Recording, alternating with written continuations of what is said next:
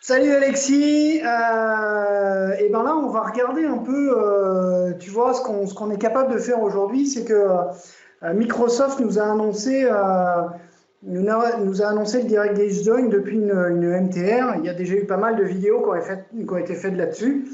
Moi, ce que je voulais montrer, c'était justement l'inverse. Et comme tu le vois, alors c'est très flou, mais ce qu'on a devant moi là, c'est un WebEx board.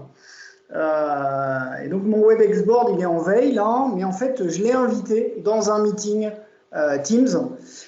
Donc je l'ai configuré côté WebEx, je lui ai donné les Web Access pour qu'il puisse se connecter à Teams.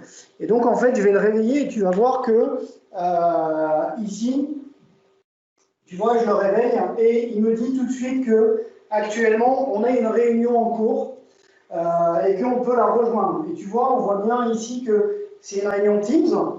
Elle s'appelle Demo Direct Day Join. Et puis en bas, alors ça c'est pas très lisible, mais moi je lis le tableau blanc et les autres activités ne seront pas disponibles lors d'une réunion Microsoft Teams. Ça veut dire quoi? Ça veut dire que je vais pouvoir accéder à la réunion Teams nativement depuis mon board. Par contre, ce que je ne pourrais pas faire, c'est je ne pourrais pas partager le tableau blanc de mon board, je ne pourrais pas partager un document depuis mon board, mais par contre, j'aurais bien la visualisation à distance de ce que c'est que ma réunion, etc. Voilà, donc on va rejoindre et tu vas voir arriver en fait un guest dans la réunion. Donc là, je clique sur et en fait, on voit toute la manip qui se met en route côté Cisco. Donc déjà, on voit la superbe caméra, donc on voit la manière dont je vais capter en fait mon environnement et on voit que j'ai un... Lance le client.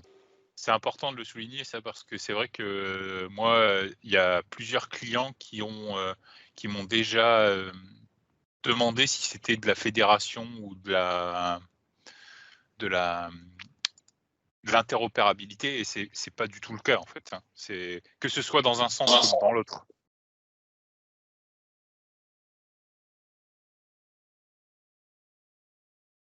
Le board, quand il se connecte, nativement, il active son micro. Alors, les haut-parleurs avaient déjà été désactivés auparavant, mais vous voyez que nativement, le micro est activé. Et donc, si tu cliques sur le mute du Sparkboard ou le WebEx Teams Board, hein, est-ce que ça unmute le client Teams automatiquement aussi? Oui. Alors, je vais muter mon micro pour que ça marche correctement. J'ai activé mon son aussi. Ouais. Comme ça, je vais t'entendre. Et donc, on voit bien que, en fait, c'est juste... Ça a beau être du WebGL, etc. Donc, mais voilà, on voit bien que je coupe le micro, que j'active ou je désactive le son et que ça me permet, et on voit que ça le fait aussi sur l'environnement. Par contre, ce qu'on voit aussi, c'est que je n'ai pas accès directement au client Teams tel qu'il est là.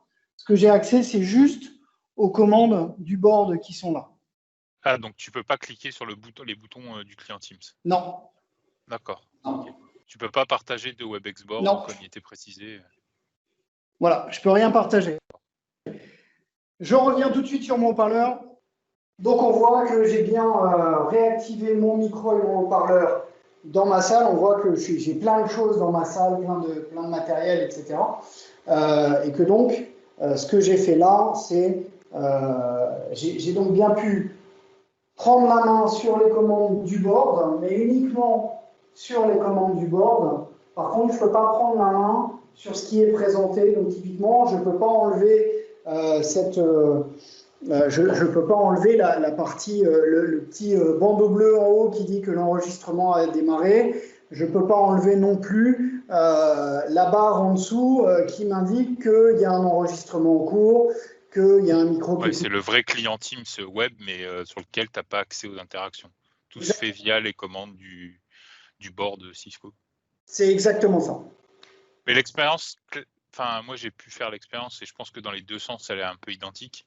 C'est que quand tu vas par exemple ouvrir aussi un meeting Zoom sur la MTR, bah on a à peu près le même niveau de restriction. Oui, tout à fait.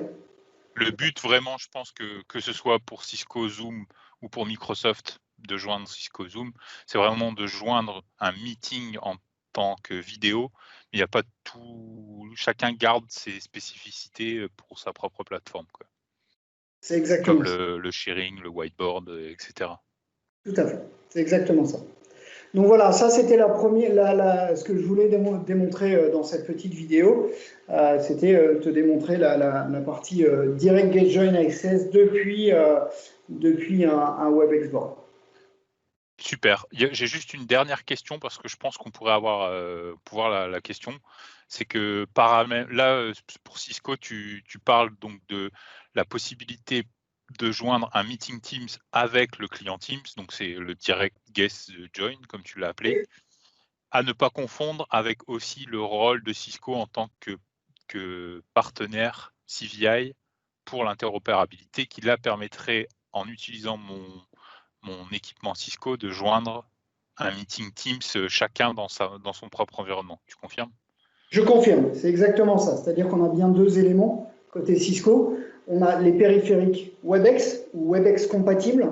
Et donc ces périphériques, à partir d'une certaine version, d'un certain niveau, on va pouvoir activer dans leurs paramètres le Web Engine. Donc on a quand même deux étapes importantes. C'est je valide la possibilité de faire du WebRTC sur mon environnement WebEx, et ensuite sur chaque périphérique compatible WebEx, je vais activer le Web Engine. Et à partir de ce moment-là, en fait, je ne verrai pas une icône Teams sur ma board, je verrai bien une icône, et d'ailleurs, c'est ce que je vais faire. Hein. Là, si je coupe la partie réunion, donc on voit que mon board sort de la réunion, et en fait, sorti de la réunion, on voit bien l'écran d'accueil du board, et j'ai bien la possibilité de rejoindre WebEx, mais je n'ai pas d'icône Teams en tant que tel. D'accord. Par contre, je vois en bas que comme j'ai le Web Engine, je vois que j'ai un meeting Teams qui est disponible.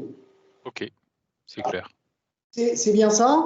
Et d'un autre côté, j'ai des périphériques chez Cisco qui ne sont pas du tout compatibles.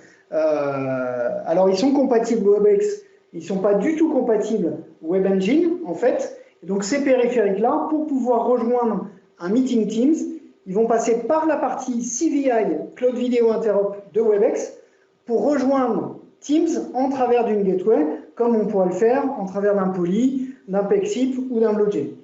Ok, parfait. Voilà, Je pense monsieur. qu'on a répondu en tout cas sur toutes les questions côté Cisco. Parfait. Merci Udo. J'en prie. À plus. Salut.